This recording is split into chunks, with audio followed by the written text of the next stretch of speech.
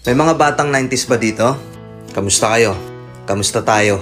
Alam nyo, sa totoo lang tayo may pinakamasayang kabataan. Tayo yung mga kabataan noon na napakababaw ng kaligayahan. Tayo yung mga batang batak sa arawan kahit napagalitan ng magulang, okay lang basta makipaglaro sa mga kaibigan.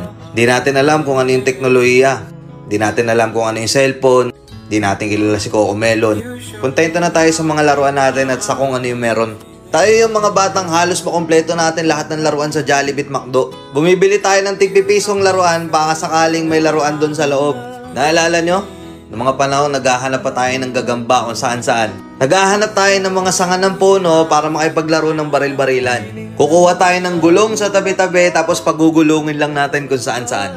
Mabibwisit tayo kapag hindi tayo pinayagan ng magulang natin makipaglaro sa mga kaibigan natin sa ulanan.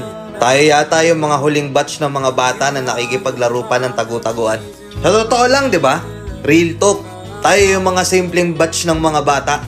Tayo yung mga batang napakasimple lang ng kaligayahan. Pero yung mga batang yun ngayon nagsilakihan na. Nandito na tayo sa tunay na hamon ng buhay. Yung struggle natin ibang-iba. Pero magtataka ka, yung mga bata ngayon, iba na rin sila. Yung mga bata ngayon, feeling nila mas magaling pa sila sa magulang nila.